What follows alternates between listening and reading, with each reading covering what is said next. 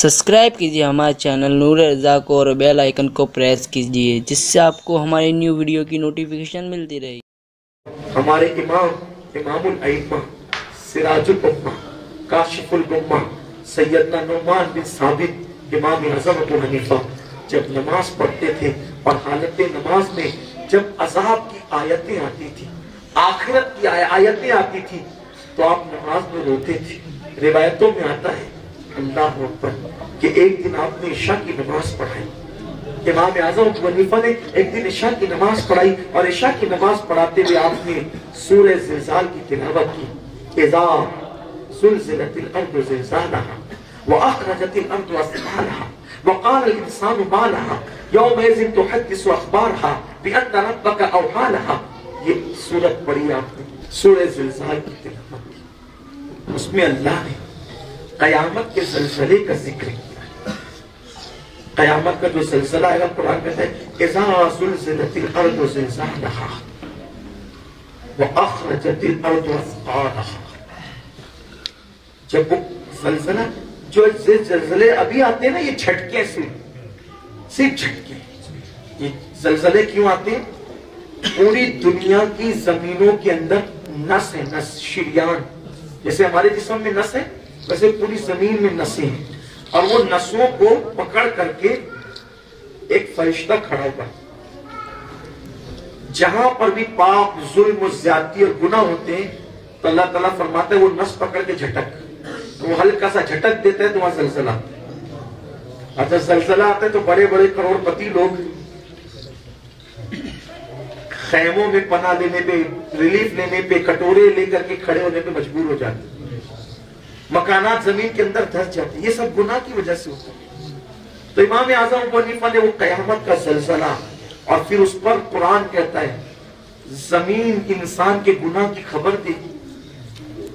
زمین کے جس خطے پر بھی انسان نے گناہ کیا تھا، زمین کا وہ خطہ پکار اٹھے گا اس نے میرے اوپر کھڑے ہو کے شراب پیا تھا، میرے اوپر کھڑے ہو کر کے زنا کیا تھا، میرے اوپر کھڑے ہو کر کے گانے سنے تھے. زمین گواہی دے. انسان کا اس کو کیا ہو گیا؟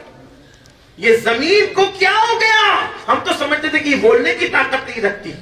یاد رکھنا، سب سے چھپ کے گناہ کرنے والوں، ہم سب سے چھپ جائیں، رب سے نہیں چھپ سکتے. زمین گواہی دے گی، ہاتھ پیر گواہی دیں گے. تو امام اعظم قیامت اور آخرت کے تصور سے رونے لگے، موٹے موٹے آنسو بہنے لگے. اس کا اینڈ سورہ مبارکہ کا اس پر ہوتا ہے فَمَن يَعْمَلْ مِثْقَالَ ذَرَّةٍ خَيْرًا يَرَهُ وَمَن يَعْمَلْ مِثْقَالَ ذَرَّةٍ شَرًّا يَرَهُ. اگر تم نے ایک ذرے کے برابر نیکی کی ہوگی اللہ وہ بھی تمہیں دکھائے گا، اور ایک ذرے کے برابر گناہ کیا ہوگا اللہ تمہیں وہ بھی دکھائے. یرا کا دکھائے گا. یہ دکھائے گا کا تھوڑا تصور کر لیں، میری بہنیں بھی تصور کر لیں. ملانے کے لیے نہیں کہہ رہا ہوں، ایک طالب علم کی حیثیت سے صرف سمجھانے کے لیے کہہ رہا ہوں.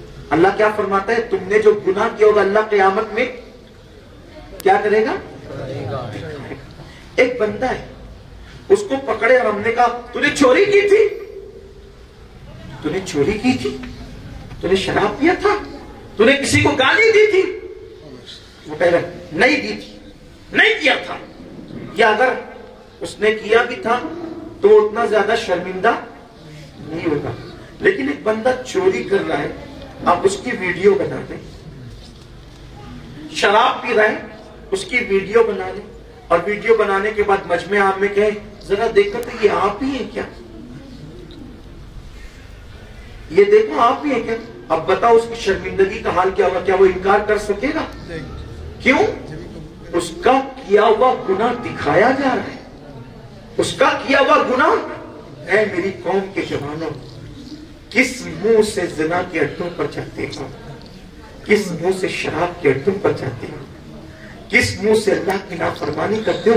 اللہ فرماتا ہے وَمَن يَعْمَلْ مِثْقَالَ ذَرَّةٍ شَرًّا يَرَهُ. تم نے جو گناہ کیے ہوں گے اللہ وہ تمہیں دکھائے گا. کیسے دکھائے گا یہ تو وہ جانے، اس کی شان کے مطابق وہ دکھائے گا. لیکن اللہ اکبر کہیں ایسا تو نہیں کہ ہمارے گناہوں کو جو قدرت کے کیمرے میں قید کیا جا رہا ہے اور وہ چلا دیا جائے گا یہ تو ہی ہے، اور وہاں پر 2-4 لوگ نہیں ہوں گے، 10-20 لوگ نہیں ہوں گے، 10-20 ہزار 10-20 لاکھ لوگ نہیں ہوں گے، سارے اولین اور آخرین ہوں گے۔ جس وقت ہمارے گناہوں کو دکھایا جا رہا ہوگا اس وقت ہمارا کیا حال ہو رہا ہوگا، اس وقت تو ہماری ذلتوں کا کیا حال ہو رہا ہوگا۔ اگر اپنے گناہ صرف اپنے ماں باپ کے سامنے کوئی بیان کر دے تو اس وقت ہماری پوزیشن شرمندگی کی کیا ہوتی ہے۔ بال بچوں کے سامنے کوئی ہمارے کسی گناہ کا تذکرہ کر دے، بلکہ اگر کالج کے پڑھنے کے درمیان اگر کوئی غلطی ہو گئی تھی، اگر وہ غلطی کوئی ہمارے بچے کے سامنے بچہ بیٹھا ہو گیا، ارے سوچ یار ہم نے کیسی غلطی کی تھی، تو آدمی شرمندہ ہوتا ہے یار میرے بیٹے کے سامنے کیوں ہو گئے۔ بیٹے کے سامنے گناہ کا ذکر آ جائے اتنی شرمندگی ہوتی ہے جب وہاں بے شمار لوگوں کے سامنے انبیاء، اولیاء، صحابہ، بڑے بڑے سب لوگ ہوں گے اور قدرت اللہ اکبر ہمارے گناہوں کو دکھا رہی ہوگی۔ اس وقت ہماری ذلتوں کا عالم کیا ہوگا، اس وقت رسوائیوں کا عالم کیا ہوگا۔ اس لیے میری قوم کے جوانوں اپنی ذلت کو آواز نہ دو، اپنی رسوائیوں کو آواز نہ دو۔ ایک دن اللہ کی عدالت ہے، ایک دن رب کی عدالت ہے، اللہ کی عدالت میں کھڑے ہونا ہے۔ تو امام اعظم ابو حنیفہ نے یہی سورہ مبارکہ پڑھی، نماز میں رونے، نماز مکمل ہوئی، لوگ نماز پڑھ کے جانے لگے۔ امام اعظم اپنی داڑھی پکڑتے اور داڑھی پکڑ کر کہتے اے اللہ تو نعمان کے بڑھاپے پہ رحم فرما۔ اللہ تو قیامت میں نعمان سے کیا پوچھے گا اور نعمان تجھے کیا جواب دے سکے گا، اللہ مجھے بخش دے، نعمان کے بڑھاپے پہ رحم فرما۔ رو رہے اور یہی کہتے جا رہے، رو رہے یہی کہتے جا رہے، ہم گناہ کرتے پھر بھی ہمیں رونا نہیں آتا، اور وہ نیک لوگ عبادت کر کے روتے۔ 61 مرتبہ رمضان شریف میں قرآن ختم کرنے والی حسن ایک دن کو، ایک رات کو، ایک تراویح میں 61 قرآن ختم کرتے تھے امام اعظم، اور رونے کا حال یہ کہتے ہیں اللہ نعمان سے تو کیا پوچھے، اس کے بڑھاپے پہ تو رحم فرما، نعمان تجھے کیا جواب دے گا۔ تب تک آنسو گرتے ہیں فرش پر۔ سب چلے گئے، آپ کا مؤذن آتا روتے دیکھ کے پھر چلا جاتا، آتا روتے دیکھ کے پھر چلا جاتا۔ اتنے ڈوبے تھے گریا و زاری میں، ہوش نہیں تھا کہ کون آتا ہے کون جاتا ہے۔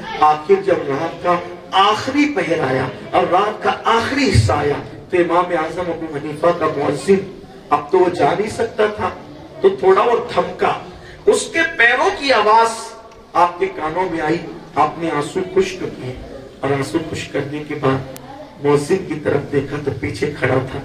پوچھتے کیا مسجد بند کرنے کا وقت آ گیا؟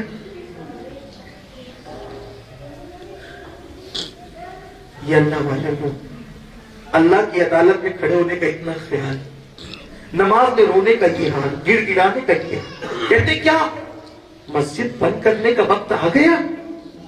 مؤذن نے جو آپ کا شاگرد کا حضور مسجد بند کرنے کا وقت نہیں آیا، اب تو مسجد کھولنے کا وقت آ گیا۔ فجر ہو گئی، فجر ہو گئی، صبح ہو گئی، فجر کی اذان کا ٹائم آ گیا۔ آپ پوری رات روتے رہے حضرت، اور آپ کے آنسو تب تک فرش پہ گرتے تھے، اور آپ کہتے تھے اللہ نعمان کے بڑھاپے پہ رحم فرما۔ تو نعمان سے کیا پوچھے گا اور نعمان کیا جواب دے گا؟ ہائے ہائے، میری اور آپ کی طرح کوئی انسان ہوتا تو خوش ہو جاتا، واہ واہ میرے شاگرد نے مجھے اللہ کے خوف سے روتے ہوئے دیکھ لیا۔ لیکن وہ امام اعظم تھے، کیسے مخلص لوگ تھے۔ امام اعظم کہتے کیا تو نے مجھے روتے دیکھ لیا؟ کیا تو نے مجھے روتے دیکھ لیا؟ اس نے کہا حضور آپ پوری رات روتے رہے۔